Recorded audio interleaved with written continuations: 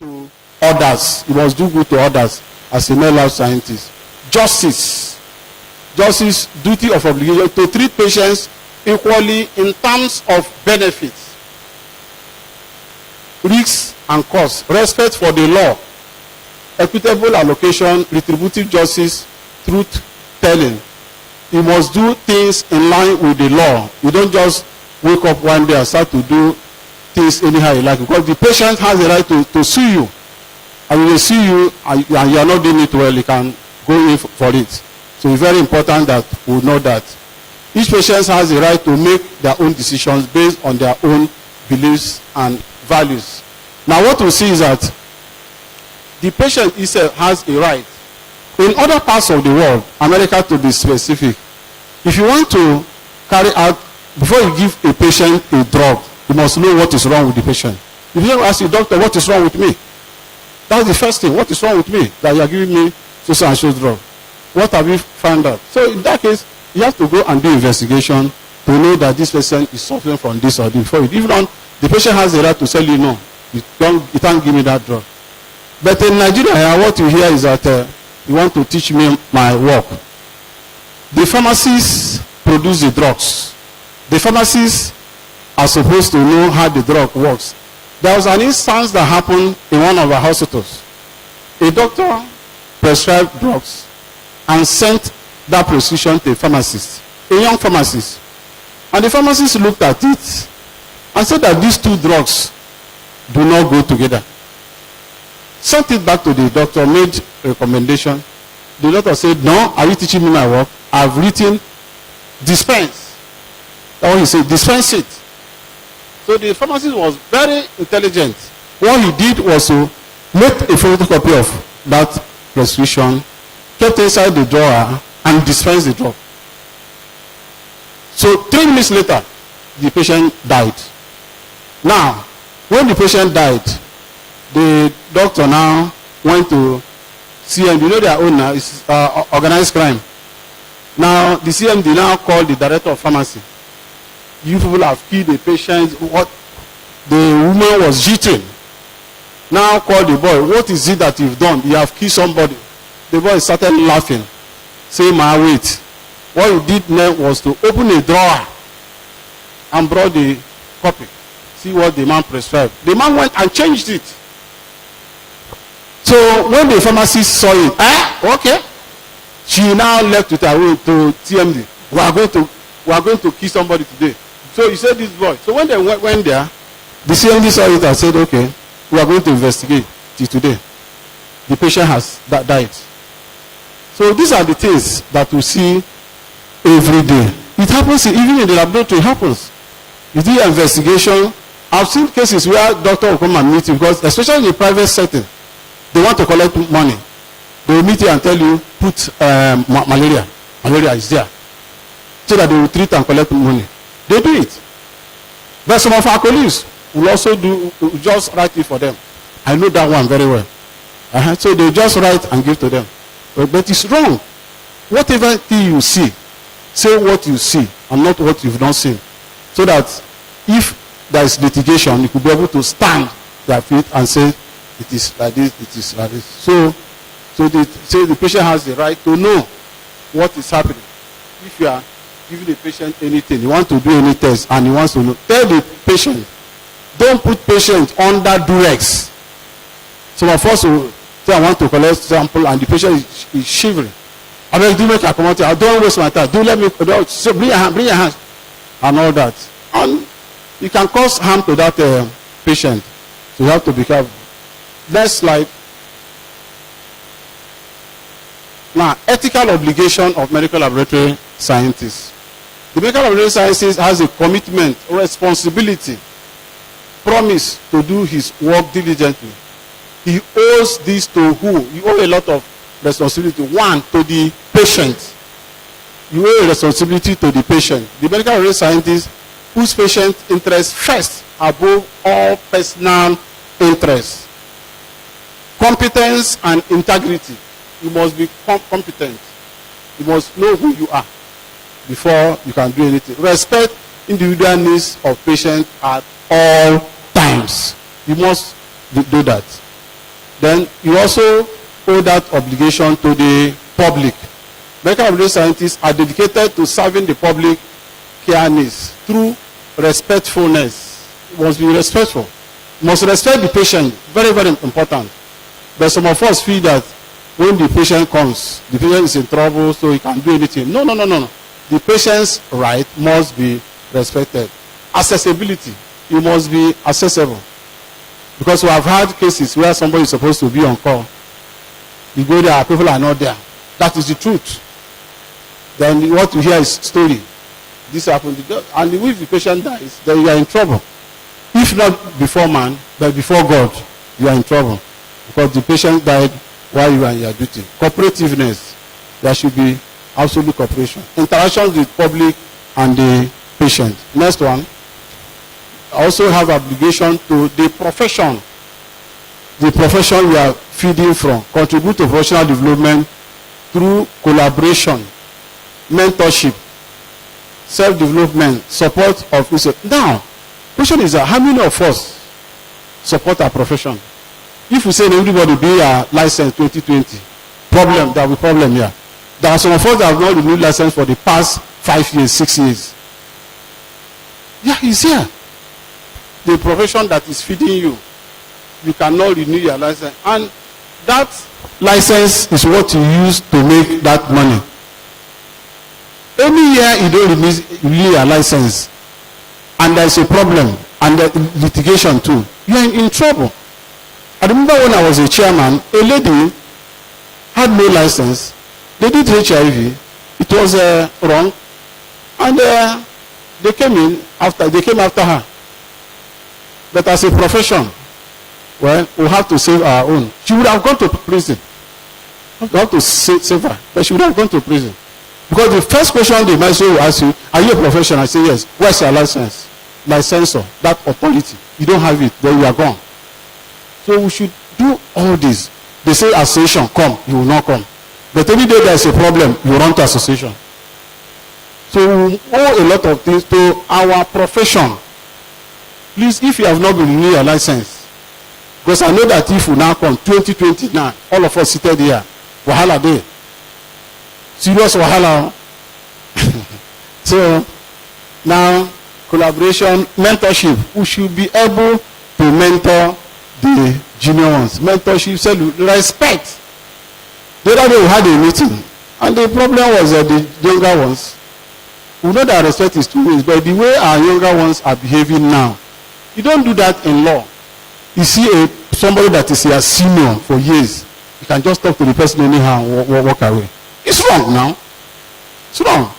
If you check your ROA number, maybe your ROA number is 2,000. Somebody whose ROA number is 10,000 cannot talk to someone whose ROA number of 2,000. The ROA number tells you who you are. But what we now do, no respect. We don't respect anybody. Especially this current trend that is coming up, the current trend of PhD, everybody PhD. If you get your own today, the man that had it 10 years ago, you are equal. It's happening. The one that had it yesterday, no, after all, PhD na PhD. They don't say PhD, past PhD. So it's a problem that we're having in this profession. Until we come down to do the right thing. We owe this into our seniors, owe this to our profession. Now, self-development.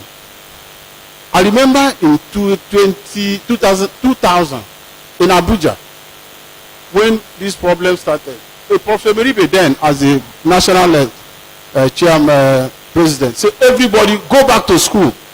Go back to school. And people hear that thing, and that thing has helped very well. Because these are our colleagues now. By the time they do it, they have a MBBS, you have a PhD. At least there's small respect there. I'm not telling lies. There is respect there. Because the man has gone. So everybody try. Seminar, try. When they come for a program like this, come and improve your knowledge. There are things you will hear. Maybe if you are doing it the wrong way, tomorrow you will change. Self-development is very, very important. The regulatory body, I've talked about the association and regulatory body, comply with provisions of acts and regulations, code of ethics, standards of practice. Then bylaws. You obey the laws, practice guidelines of regulatory body. You know, there are things our people do. It's just the young, okay, let's take for example, a senior person that you know as a senior person tells you something. At least on trust, at the first day, you should be able to believe. But you see a young people say, no, it can't happen. Heaven go fall. It's wrong. You don't do that in law. You don't do that in law. But in our own, everything goes. People can do anything they have. We have election now. A lot of things are happening. We have election at national level. How many of us have paid our dues? How many of us? No way now. Now they say delegates. How many of us? No way. People don't pay anything. You just stay at home, criticize.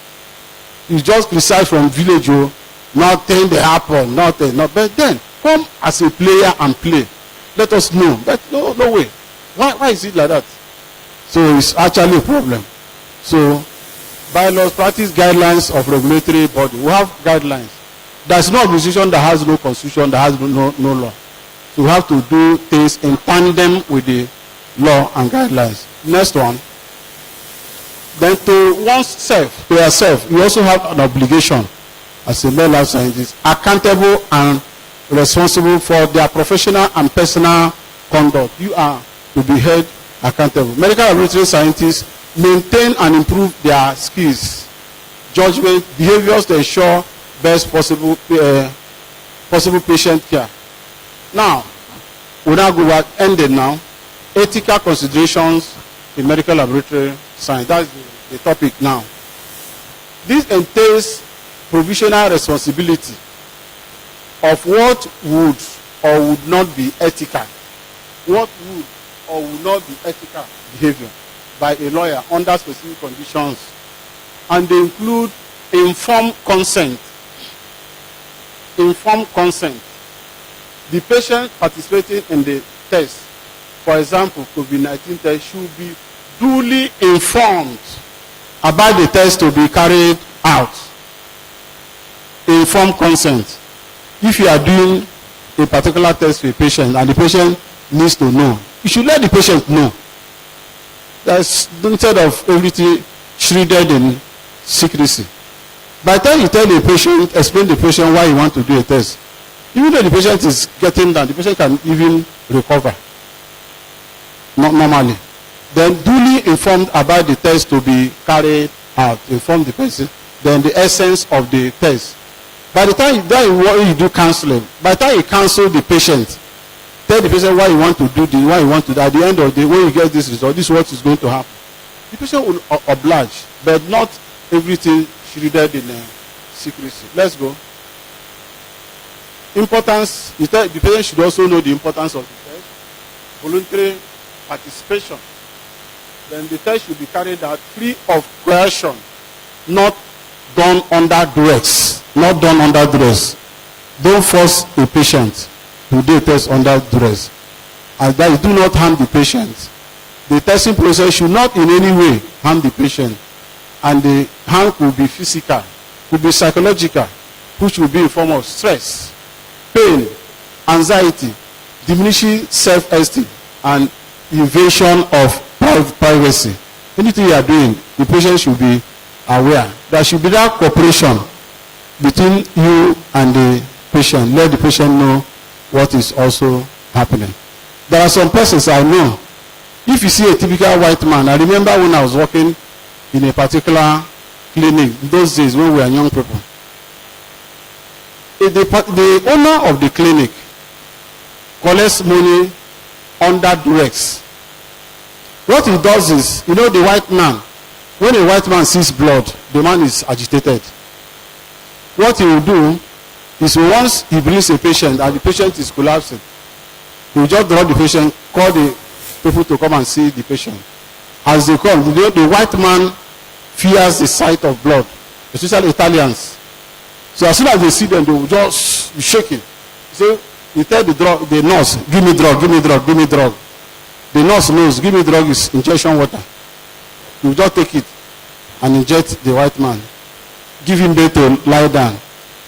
Then put fan on, put AC. The brother will sleep. After some time, he will send bill, millions of naira. But the clinic did not last.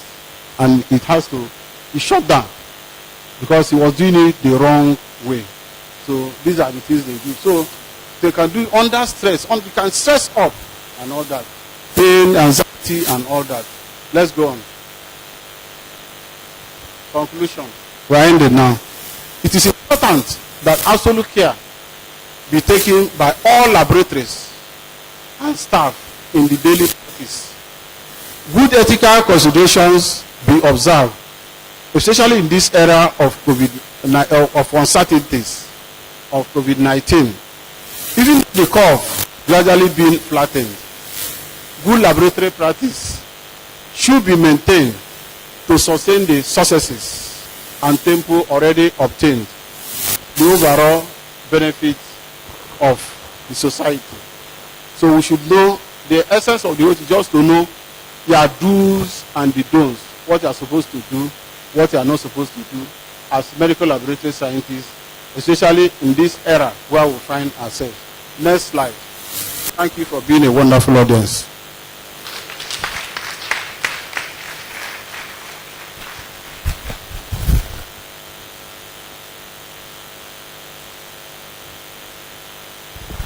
That was a very wonderful lecture by Dr. Chris Mbasa. Once again, let's give him a round of applause.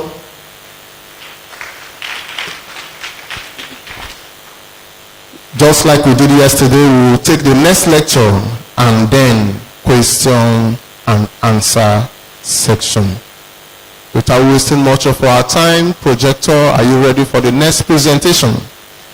To take us on the next presentation,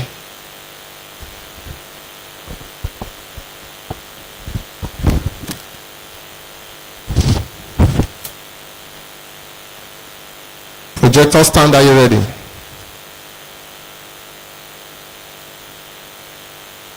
Okay, the next presentation is occupational health and thrombosis. Occupational health and thrombosis. To take us on that is Mrs. Teresa A. Jeremiah. Teresa A. Jeremiah, she is of the Ministry of Environment, River State, and also member Institute of Safety and Professionals of Nigeria. She is also a certified lead auditor and ISO 14005-2018 certified occupational health and safety. Please put your hands together for her as she takes us on.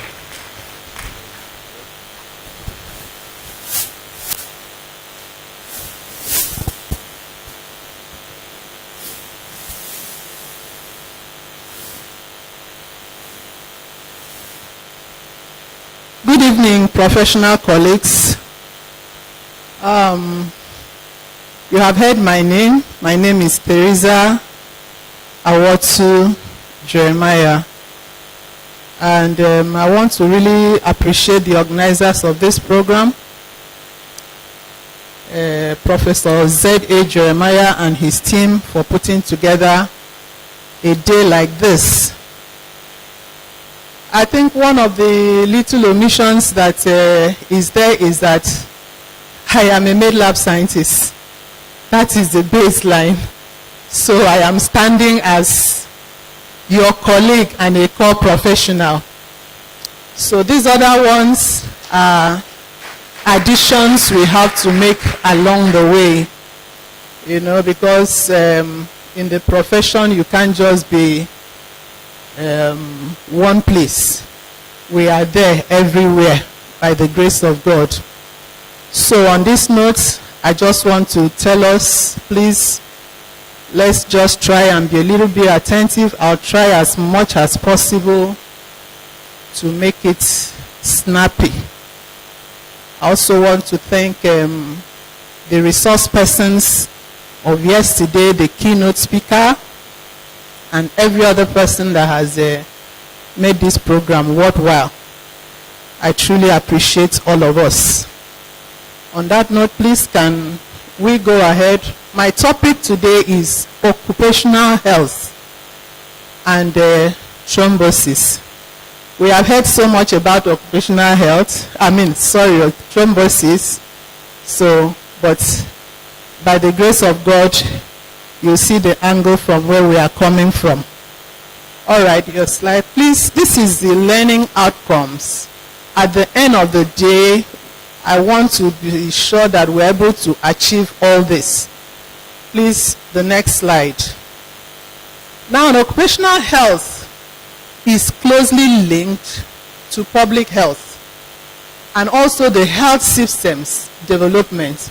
So they are just a determinant of the worker's health, including the risk of diseases, injuries, accidents in the occupational environment, in your social environment, and also individual factors and access to health services. So health and safety is, however, a fundamental aspect of managing an organization because it impacts on all the functions within the organization. Now let's take some, because for us to really be fully aware of what occupational health is all about. I know that we are all into one task. We are engaged here or there, doing one thing or the other. I want us to go from the health angle, look at some basic definitions that will help us, to put together what we are doing today. So, what is health? Health is a state of well-being. Because, if you're not well, if you're not okay, that work you're doing, even the money you are making, you can never enjoy that money. So that is why you need to be well, physiologically and psychologically. It's a whole thing. So in occupational term, it also includes suffering from noise-induced deafness, stress, fatigue, anything that will not allow you function optimally. It's categorized as long as it comes from your workplace. It's categorized occupational challenges. So in maintaining health, one has to pay attention to the various health hazards in the working environment that can affect the worker and others. So it's not just yourself. When you are concerned for yourself, you also get concerned for others, because that is how it works. And we know that we are exposed to these things by virtue of our work. Next slide, please. So, according to the International Labour Organization, it defines health in relation to work. And this indicates not merely the absence of disease or infirmity, but it also includes the physical and mental elements affecting health, which are directly related to safety and hygiene at work.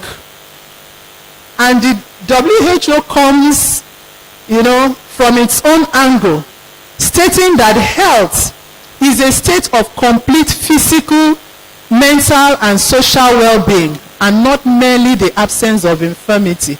So you can see that from both definitions, there is an idea that has been established there, and that is that the feeling, feeling content in one's mind with the social aspect of life and feeling physically well are important aspects of health. Now you cannot talk health without talking safety, because they go hand in hand together. So what is safety? Safety is the absence of danger or physical harm. Remember, we are talking about occupational health, because you are taking care of your health now as a worker. So it's a condition or quality of being safe from danger from injury, from loss, from damage, and from accidents. So you see that safety includes, could be harmed in the workplace, such as the instruments, your materials you're using to work, can be a hazard and it can cause problem. So your materials and all that. So to be safe is for you to be free from injury, damage, accidents, and loss.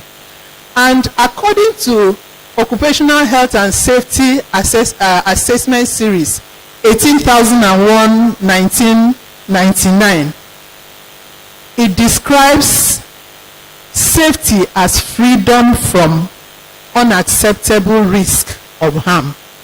So attention to safety matters would typically deal with factors that can cause harm, such as fall from height, fire, electricity, moving plants and machineries, and so on.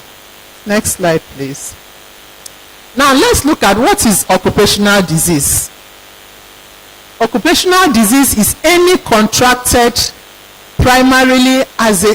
disease contracted primarily as a result of an exposure to risk factors arising from work activities.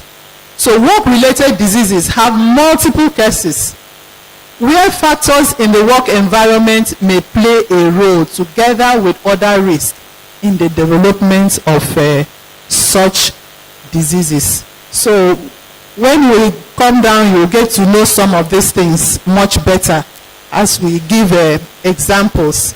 So in the work environment, you talk about environment and your welfare is of importance.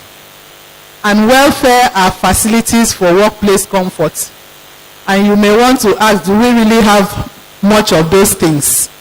All we know is just to go work. As long as we go, work, get back home. Most times, those welfare things are not really there for us. So welfare relates to the provision of workplace facilities that maintain basic well-being and comfort of the worker. So can we have the next slide, please? Now, what is environmental protection? Environmental protection. Now, why we are doing this is because you will come to understand that occupational health has to do with your environment. It has to do with your health. It has to do with your task, the work you are doing. So that is why we have to take time, to explain these things for us. So environmental protection is a measure used to prevent harm to the environment. Although the protection does not focus on the worker and other people directly, but by protecting the environment, people obtain a benefit. Let's